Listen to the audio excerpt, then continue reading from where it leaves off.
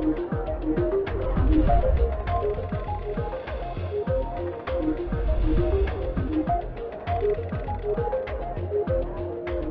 Council for Ethiopian Diaspora Action, that's CEDA, is planning to visit Ethiopia soon, mobilizing the diaspora communities as a token of allegiance to the people and government of Ethiopia, and also to visit mega projects in the country, including the Grand Ethiopian Renaissance Dam.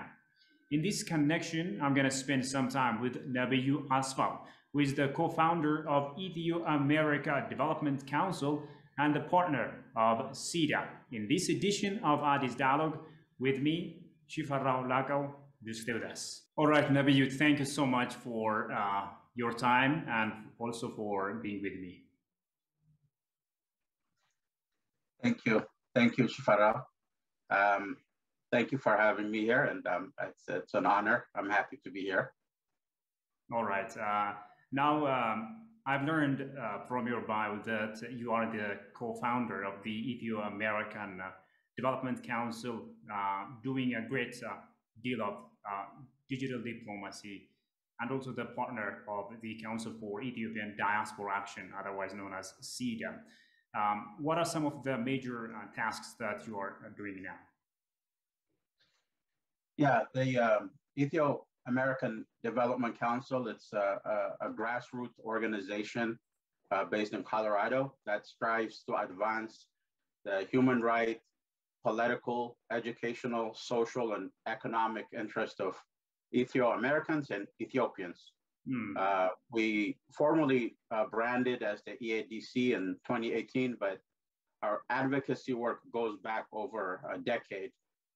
We work closely with local and national elected officials, from city council to mayor to governor, all the way to congressional representatives. So we recognize digital diplomacy to be the cornerstone of today's politics, public relation, and international affairs. So we put a lot of emphasis on that. And we believe it's very important for our communities and the diaspora and also in Ethiopia to be active participant. Particularly, we're focused in creating awareness and actively working on onboarding more of our communities and defining a strategy to amplify the voice of our communities. So we work with different partners.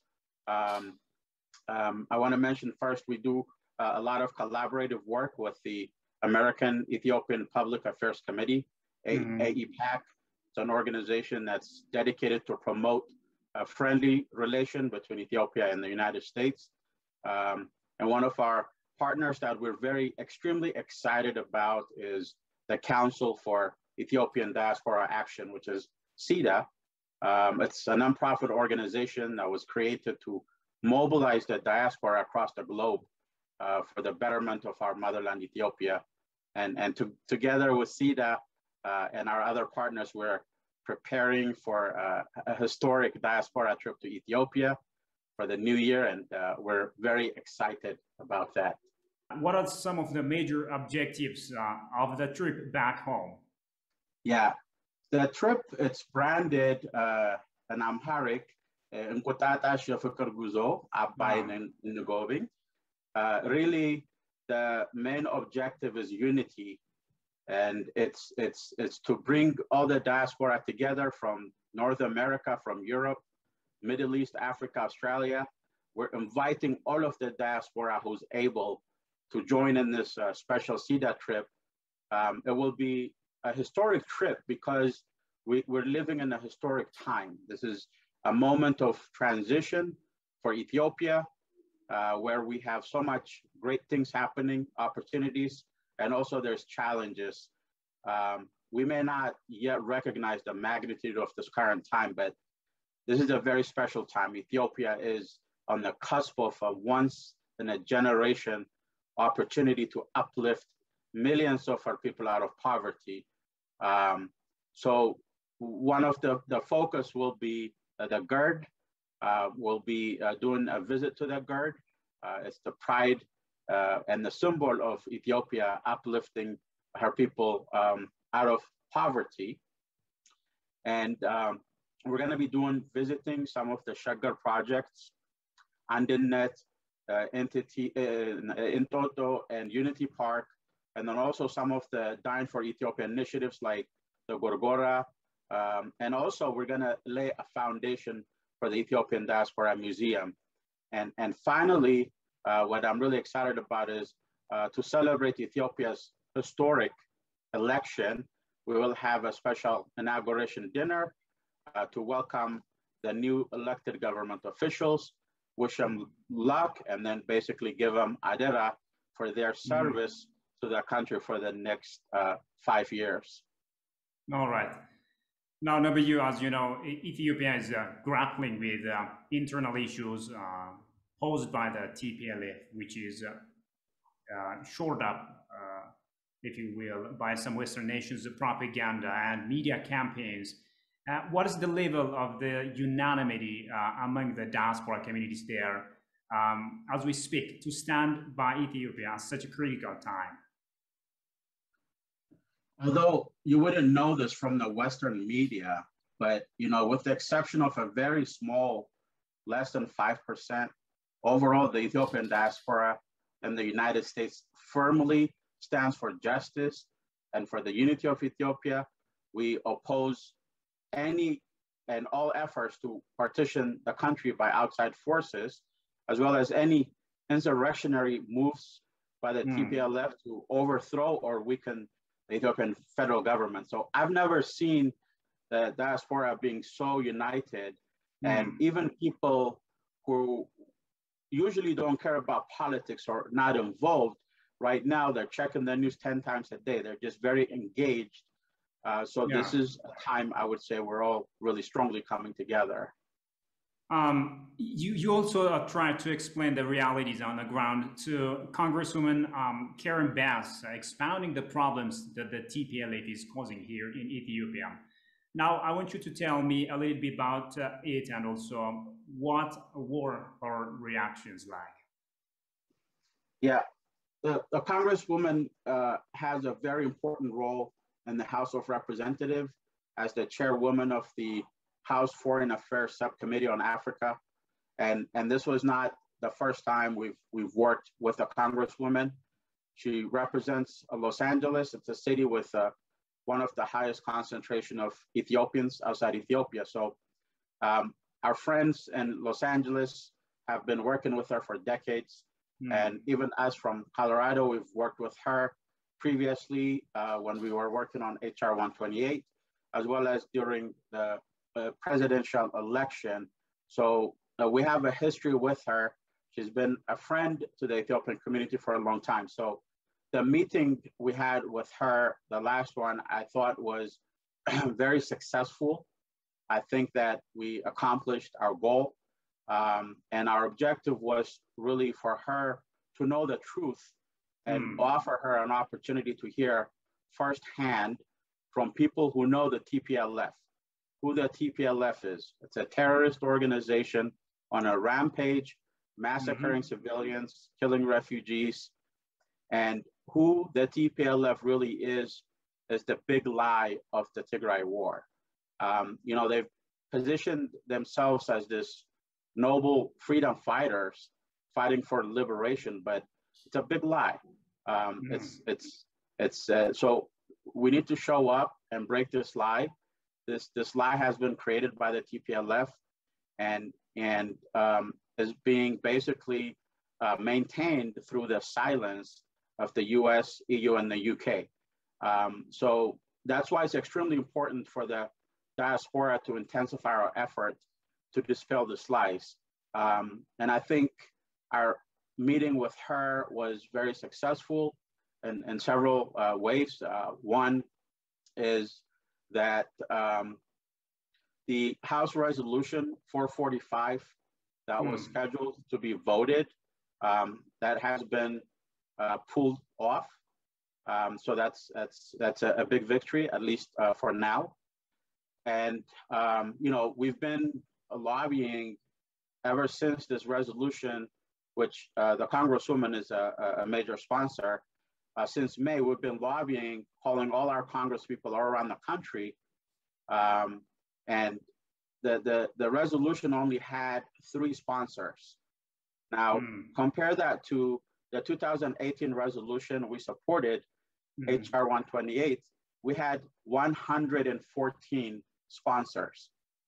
So you can see when we come together, endorse a resolution, and we work with Congress, we can get the support. And when we're uniting, coming together, and when we're opposing something, we're seeing the result in terms of the lack of interest from Congress people to sponsor it.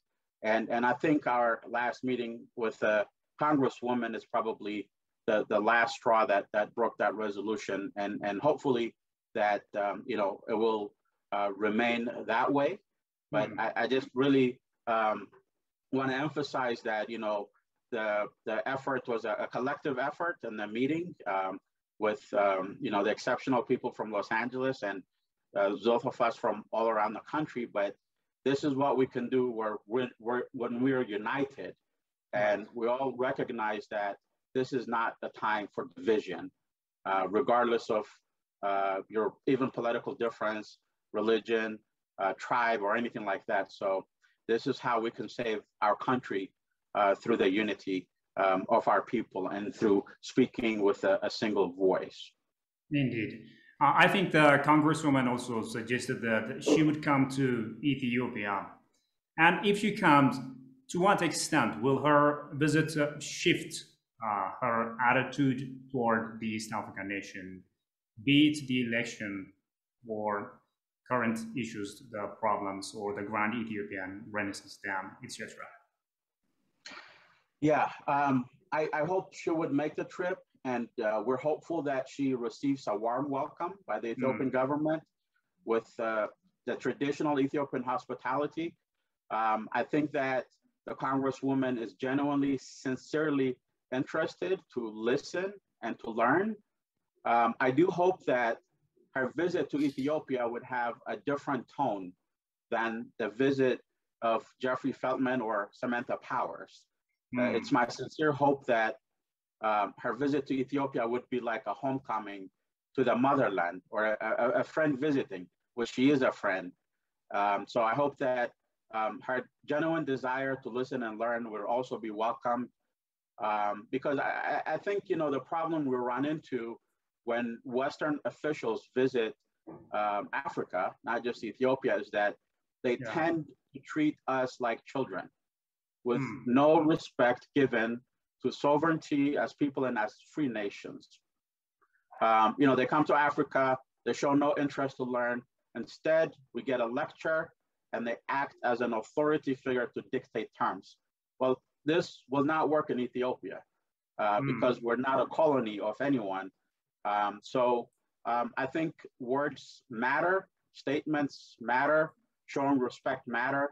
In the case of Ethiopia, some American officials have done more harm than good with unnecessary and inflammatory statements that at best show ignorance and, at worst, supremacy and utter disrespect.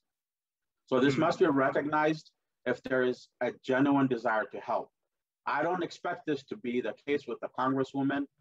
She's genuinely interested. So I hope that she's given the opportunity and the transparency that's needed for her really to firsthand learn of the reality on the ground and really work with the Ethiopian people and the Ethiopian government to help us transition out of the current crisis.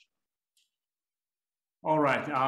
Let's also talk about some media outlets, some global media outlets that have opened, as you know, unfair and orchestrated international media attacks on Ethiopia following Prime Minister Abiy Ahmed's recent call to all Ethiopians to guard their nation from further incursions and hostility of the terrorist group TPLF.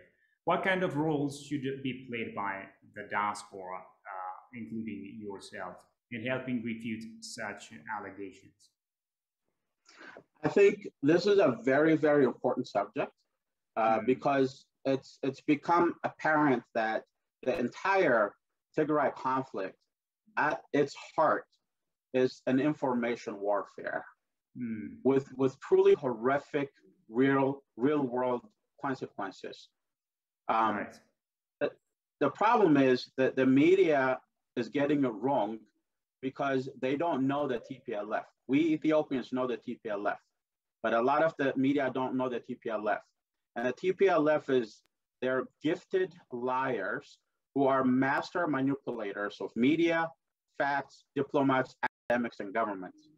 So, you know, the diaspora has a special responsibility to challenge the media disinformation that has so badly been misrepresenting the situation in Ethiopia and creating this false narrative.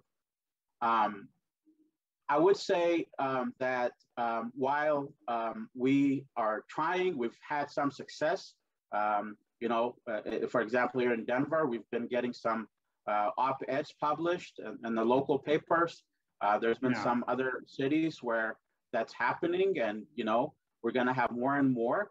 And with the push we're making, we're seeing some changes already. For example, before it was blame the Ethiopian government. Now they're saying both sides. You know, hopefully the next step would be they would acknowledge that the TPLF is a destructive terrorist organization. So we really have to work very hard.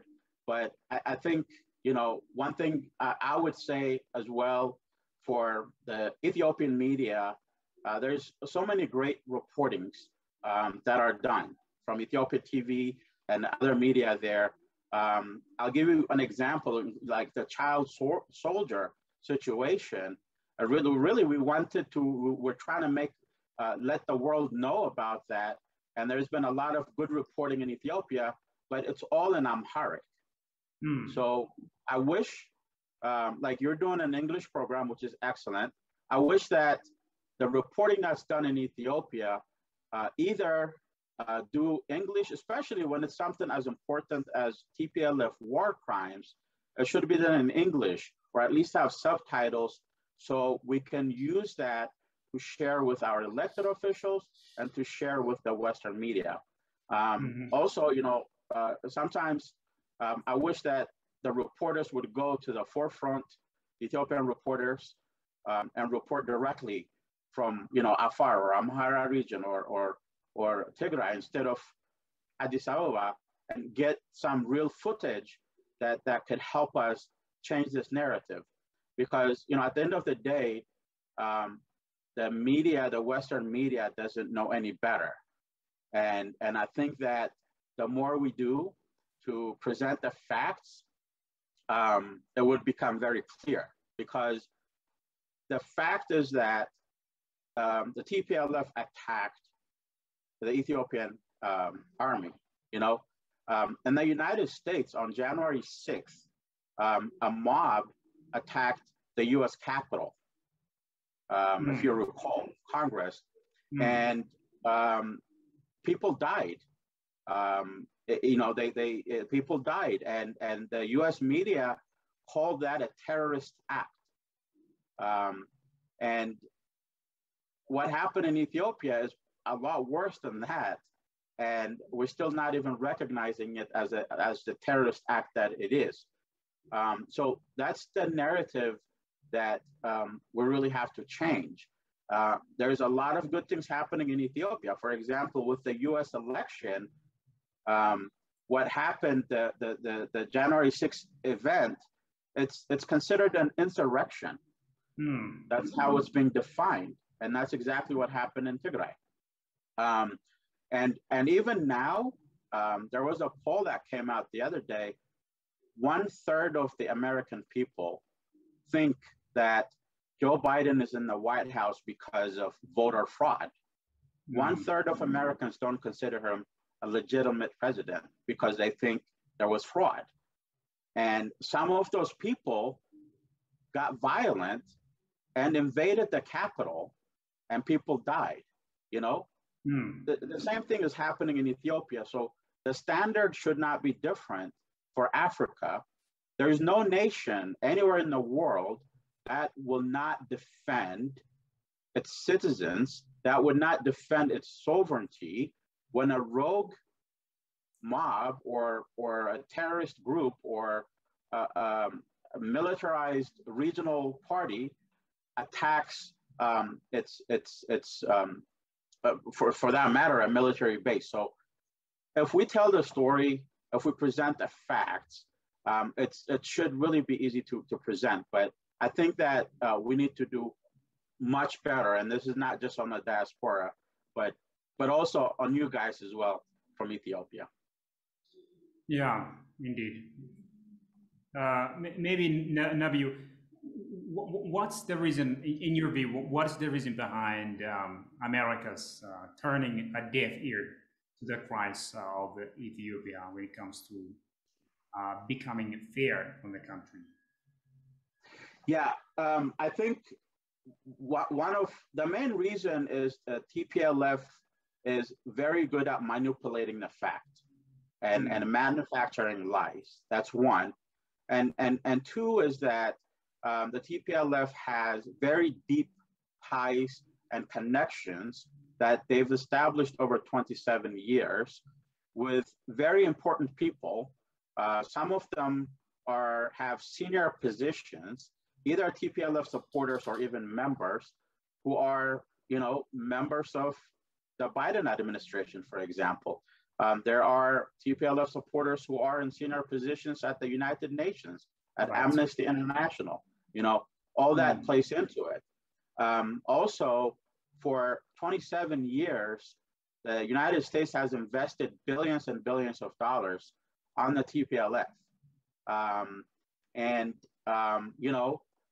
That there is that relationship with the TPLF.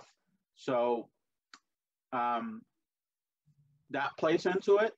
And also a lot of the journalists don't have the institutional knowledge or the historic context. A lot of the Western journalists now are young, so they don't know anything. So, they're just gonna bounce off of each other. For example, the other day, this week, Amnesty International came up with a report of allegations from 6 months ago. It's being reported again like a new story. Amnesty started it, and then one news media, and then the other, they just keep repeating it. All of a sudden, there is no news about the massacre of civilians and children in Afar. There is no news about the killing of civilians in Amhara and the displacement of 500,000 people. Not a single news about that.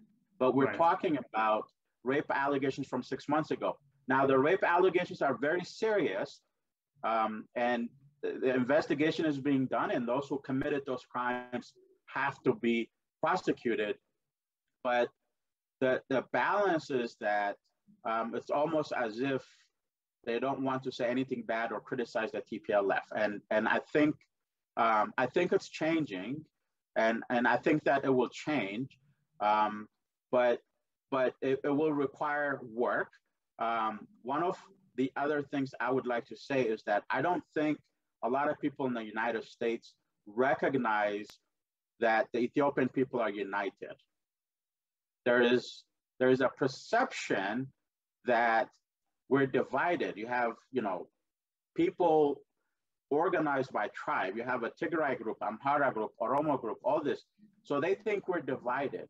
But the truth is that when it comes to country, when it comes to Ethiopia, it's all about Ethiopia first. Because no one, even people who don't like this government, don't want the TPLF to come back. We're terrified of the TPLF. So with that, we're united.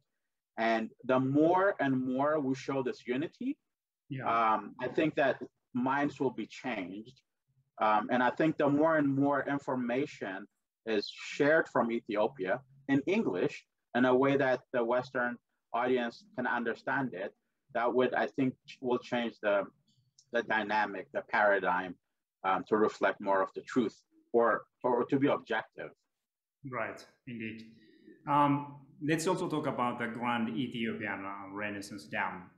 Now that Ethiopia has successfully conducted the second filling of its colossal dam, what's the level of enthusiasm, if you will, among the diaspora communities to shore up or to keep on to sustain the support of this mega project?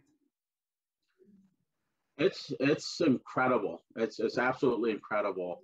You know, the GERD, the dam, this was also another challenge we overcame, even diplomatically, because Egypt was doing a lot of lobbying to turn the United States against us.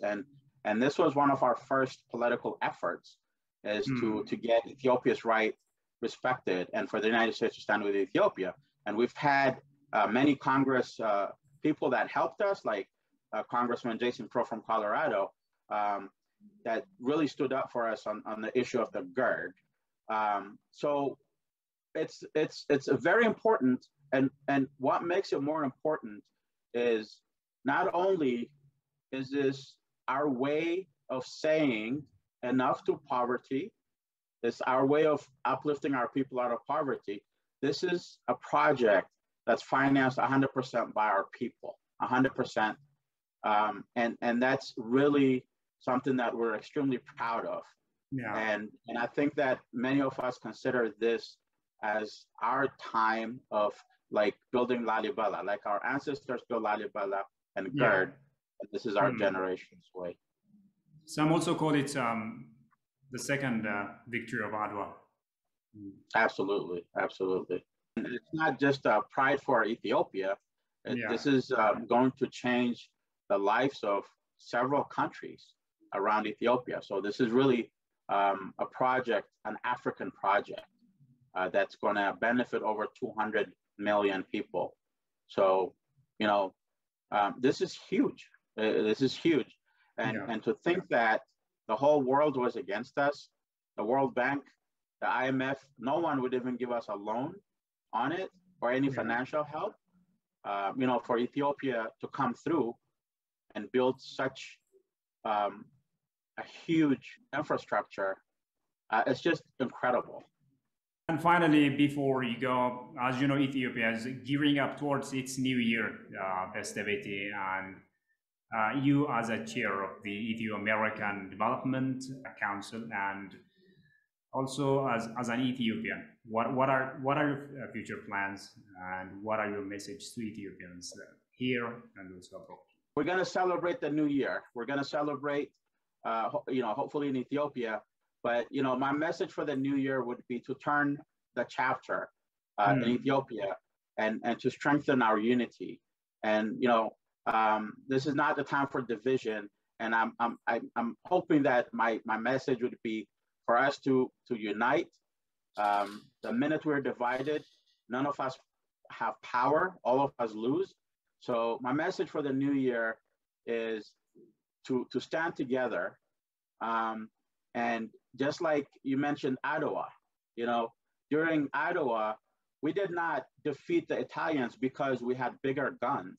We didn't defeat them because we had technology.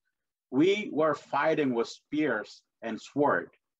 They were fighting with modern weapons, but we still won because we had one thing, and that was unity.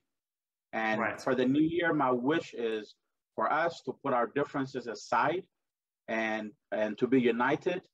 And as Ethiopia goes, so goes Africa. So as we're united, Africa would also benefit from us. Our unity is contagious. It will, you know, the whole Horn of Africa. But you know, we plan to celebrate the new year, and to continue to work advocating for Ethiopia and our people. Indeed, W, thank you so much for your wonderful perspectives. Thank you. Well, dear viewers, with that we come to the end of today's program. Many thanks for your company so far. Until I see you next time with yet another program. It's goodbye from me, Shfaralak.